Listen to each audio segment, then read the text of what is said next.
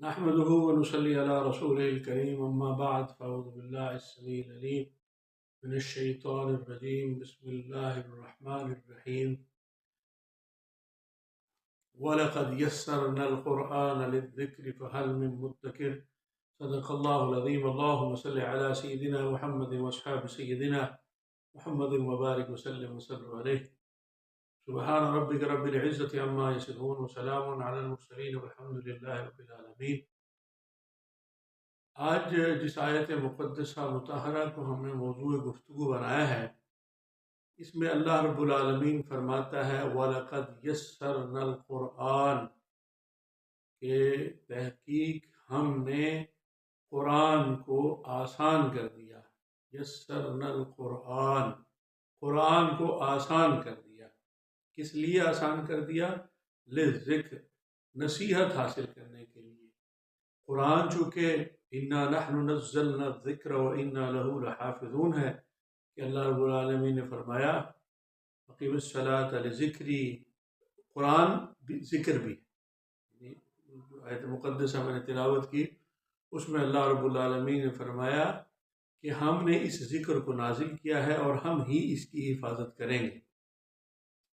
تو اس ذکر جو ذکر کا مطلب، ذکر کے کئی سارے معنی ہیں، تو فی الحال ذکر جو نصیحت کے معنی میں اللہ رب العالمین نے فرمایا کہ ہم نے قرآن کو آسان کر دیا ہے۔ اس لیے آسان کر دیا لذکر، نصیحت حاصل کریں۔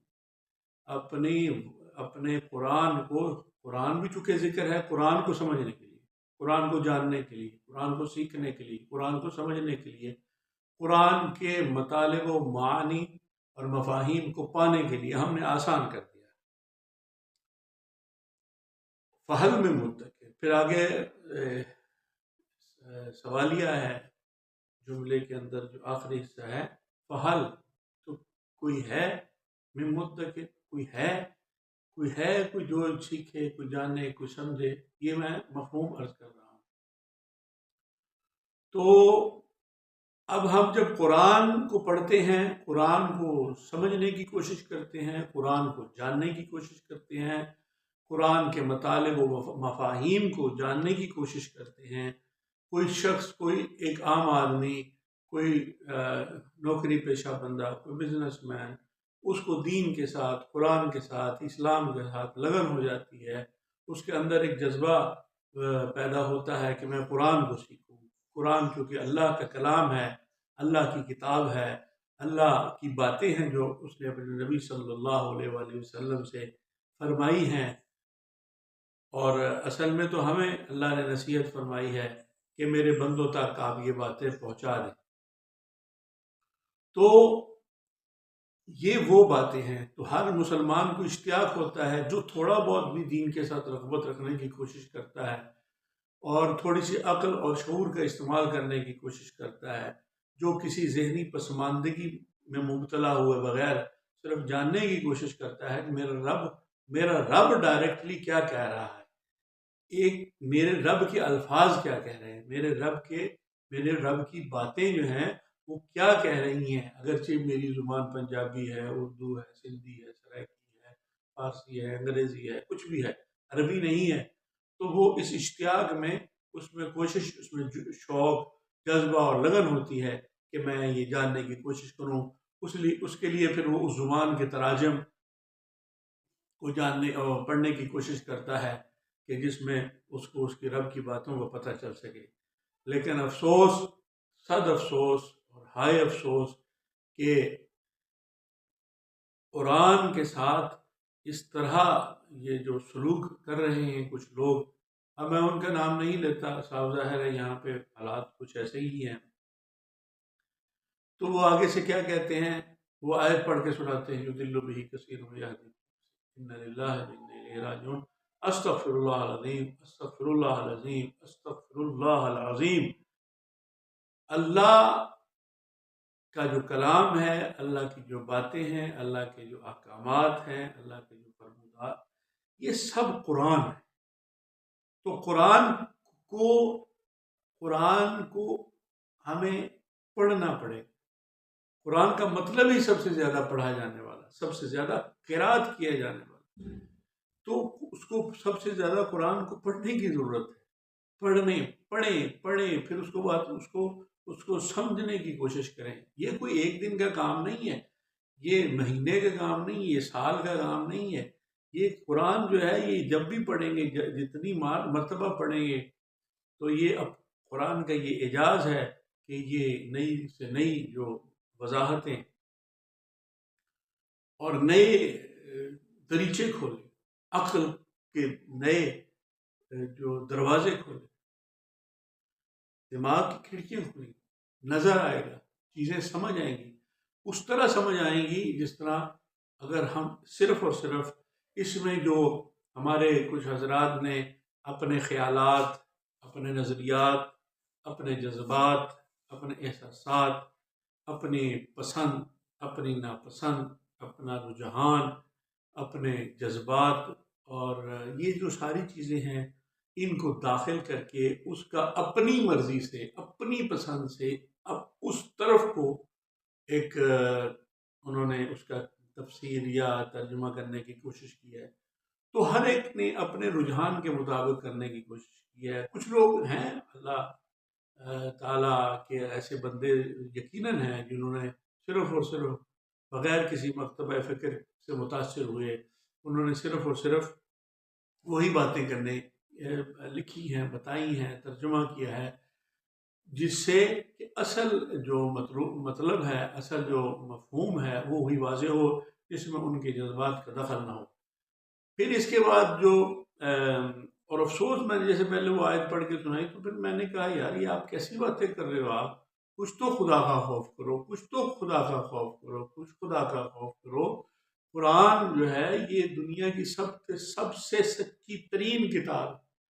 قرآن سے بڑھ کر کوئی کلام اتنا مضبوط، اتنا یعنی غیر، کیا کہتے ہیں اس کو، غیر مبدل کلام، جس کی زیر زبر میں بھی 1400 سال سے کوئی فرق نہیں آ سکا، اس کلام کو، اس کلام الہی کو، جس کی حفاظت کا ذمہ اللہ رب العالمین نے خود اپنے ذمہ لیا ہے کہ میں اس کی حفاظت کروں گا.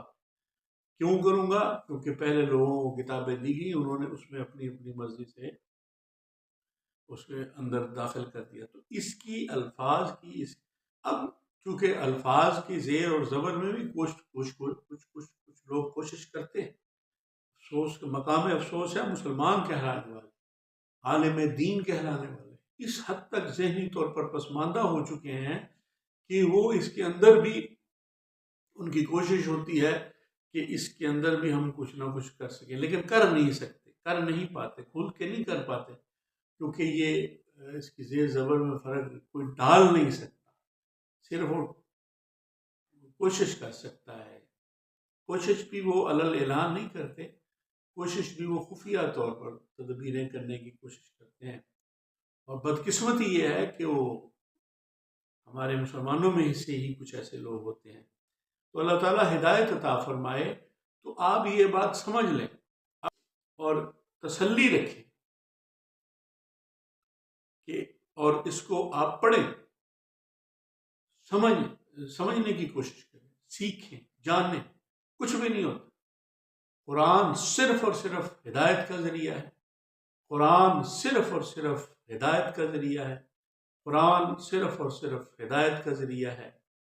یہ تو گمراہیوں سے نکالنے والا ہے، یہ اندھیروں سے نکالنے والا ہے، یہ جہالت سے نکالنے والا ہے، یہ گمراہیوں سے نکالنے والا ہے. کچھ لوگ کہتے ہیں کہ بس میں کچھ کہہ نہیں سکتا ان کی عقل پر ماتم کیے کرنے کے سوا کہ قرآن تو ہدایت کا سرچشمہ ہدایت ہے. ہدی للمتقین قرآن کہتا ہے. اللہ فرماتا ہے ہدی للمتقین. متقین، ابھی اس کی ہدی للمتقین کی جب آیت پر ہم بات کریں گے تو انشاءاللہ تعالیٰ اس پہ بھی بات کریں گے کہ ہدی للمتقین سے کیا مراد ہے. تو اصل بات یہ ہے فی نفسہ ہی قرآن کلام الہی ہے. قرآن سے ہدایت کے سوا کچھ نہیں مل سکتا. قرآن ہدایت ہی دیتا ہے. قرآن بتاتا ہے، سکھاتا ہے، سمجھاتا ہے. اندھیروں سے نکالتا ہے. اور پھر اگر کوئی ایسی بات کرتا ہے، کوئی اس طرح کیا بات کرنے کی کوشش کرتا ہے، تو پھر ہم کیا کہہ سکتے ہیں؟ تو خیر اس سے کوئی فرق نہیں پڑتا. نور خدا ہے کفر کی حرکت پہ خندہ زن. نور خدا ہے کفر کی حرکت پہ خندہ زن، پھونکوں سے یہ چراغ بجھایا نہ جائے گا. سرکار دو عالم صلی اللہ تعالی علیہ وآلہ وصحابہ وبارک وسلم کی حیات طیبہ قرآن کا عملی نمونہ ہے. آپ قرآن کی عملی تصویر، عملی طور پر اگر قرآن کسی نے دیکھنا ہو تو وہ رسالت معاب صلی اللہ علیہ وسلم کی حیات طیبہ ہے. تو ضرورت اس بات کی ہے کہ ہم قرآن سے جڑ جائیں، قرآن سے وابستہ ہو جائیں، قرآن کے قریب ہو جائیں، قرآن کے سامنے زانو تلمذ طے کر لیں، قرآن کے سامنے دو زانوں ہو کر بیٹھ جائیں، قرآن کو سیکھیں، قرآن کو سمجھیں، قرآن کو جانیں. اس میں وہ جو بات کرتے ہیں تو اس پہ انشاءاللہ پھر ہم کسی اور وقت میں بات کریں گے. فی الحال اتنا ہی، بغیر کسی خوف کے، بغیر کسی ڈر کے، بغیر کسی تذبذب کے، بغیر کسی تزلزل کے، بغیر کسی اشکال کے، بغیر کسی تشکیک کے، بغیر کسی ابہام کے، بلا خوف و خطر آپ قرآن کو پڑھیں، قرآن کو سیکھیں، قرآن کو جانیں.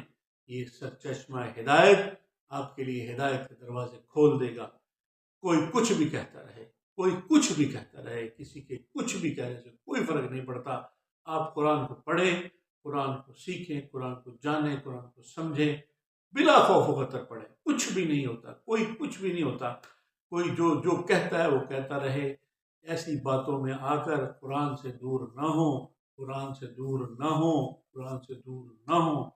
قرآن کو بھی اپنے قریب کر لیں اور خود بھی قرآن کے قریب ہو جائیں. انشاءاللہ انشاءاللہ انشاءاللہ تعالی یہ ہمارے لیے ہدایت کا ذریعہ ثابت ہوگا. ثابت کیا ہوگا؟ ثابت ہے.